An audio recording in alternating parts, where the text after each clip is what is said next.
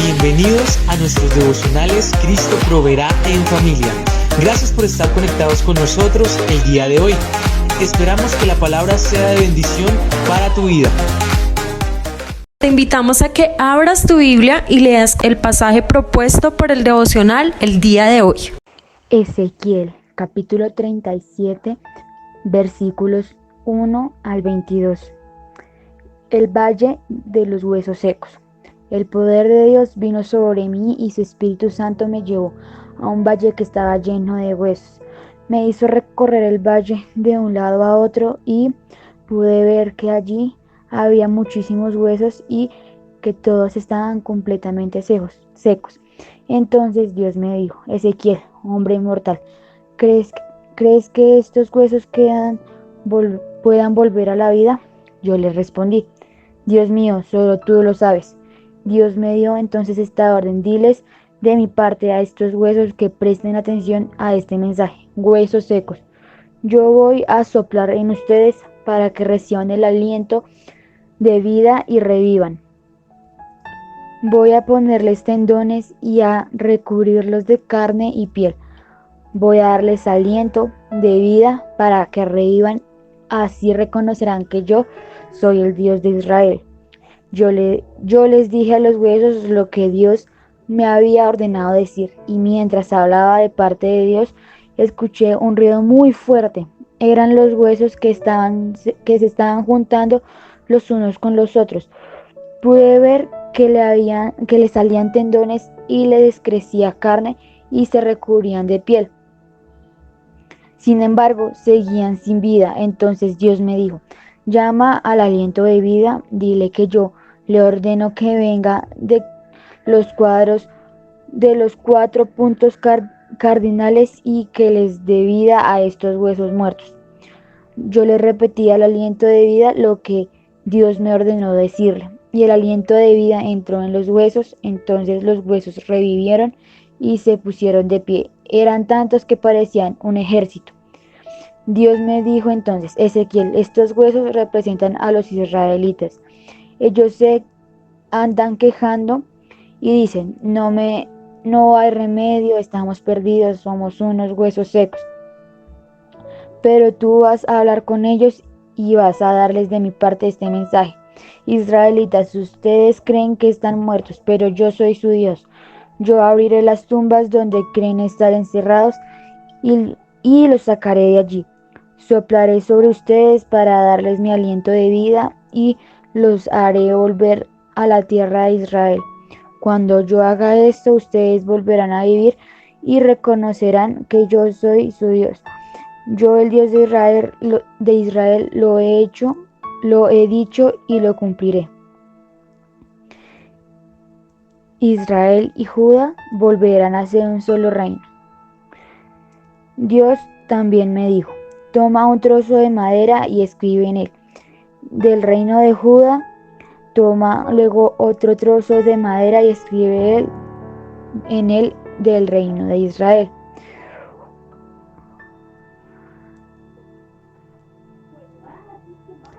Junta en tus manos todos los trozos de madera, y cuando la gente de tu pueblo pregunte qué quieres decir en eso, tú les dirás: Dios ha declarado que juntará a Judá y a Israel y que hará que de los dos un solo reino.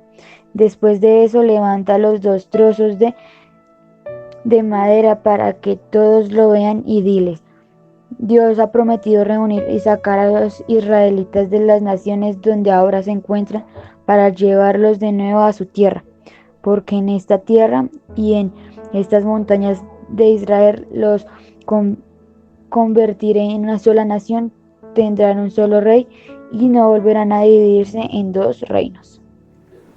Ezequiel capítulo 37, verso 1 al 22. El mensaje del profeta Ezequiel es para los israelitas que están soportando el castigo, el destierro y la cautividad en Babilonia. Entre ellos, pues Ezequiel también estaba preso allí, estaba en cautividad, pero Dios le muestra a Ezequiel una visión, y la visión habla acerca del estado actual de Israel. y le muestra un mensaje de vida, un mensaje de vida, un mensaje para ellos que necesitan que Dios les hable, y Dios les habla a través de esta visión. La visión era un valle de huesos secos, y eso nos habla a nosotros de un mensaje de esperanza de una vida nueva. Al principio, pues él solo veía este valle de huesos que eran secos en gran extremo, dice la palabra del Señor, y eso a nosotros nos habla de muerte y desolación. Ellos venían de ver destruida su ciudad, ver destruido su templo, y así ellos se sentían. Tanto que en un salmo, el Salmo 137, les decían a ellos, y nos habla de que les decían a ellos: cántenos las canciones de Sión, y ellos decían: no, ¿cómo vamos a cantar canciones cuando nuestro pueblo, cuando nuestra ciudad, cuando nuestro templo está destruido? Por eso ese valle de huesos secos habla acerca del pueblo de Israel, cómo se sentían y cómo estaban ellos en cautividad, secos de Dios, secos de la presencia de Dios, secos de la palabra de Dios. Ezequiel ahora recibe esta palabra, recibe este mensaje, y es un mensaje para esta gente que estaba en esclavitud y en sufrimiento. Ellos estaban allá no libres, no sintiéndose bien. Ellos estaban sintiéndose mal porque estaban en un sufrimiento grandísimo. Ellos llevaban allí casi 10 años de estar en esa situación, de estar en ese sufrimiento, en esa destrucción, en esa desolación. Pero cuando el Señor le dice a Ezequiel: profetiza sobre estos huesos y di la palabra, y él profetizó, dio el mensaje, dio la palabra, y comenzaron a reconstruirse esos huesos, a sentir la carne, los tendones, y dice que se pararon en un gran ejército. Y esto quiere decir la vida que Dios les daba, la esperanza que Dios les daba a este pueblo, a esta ciudad. Es algo que ellos decían de restauración y resurrección, porque Ezequiel profetiza sobre esos huesos, y en ellos hay esta carne y estos tendones, y esto que significa que ellos tenían una restauración de la vida. Esa es la promesa que les hizo Dios y que les hace Dios, que su pueblo sería restaurado, que su pueblo sería edificado nuevamente, porque ellos habían roto el pacto con Dios.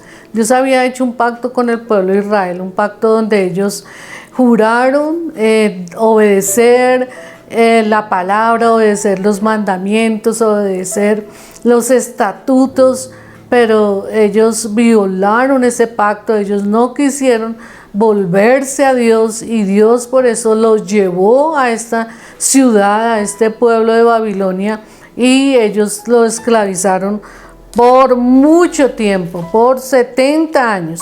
Pero cuando Ezequiel ve estos huesos y ve que la carne estaba en ellos y era un ejército, y él dice: pero no tenían vida, pero no tenían espíritu de vida. Entonces él dice: sopla sobre estos huesos y vivirán.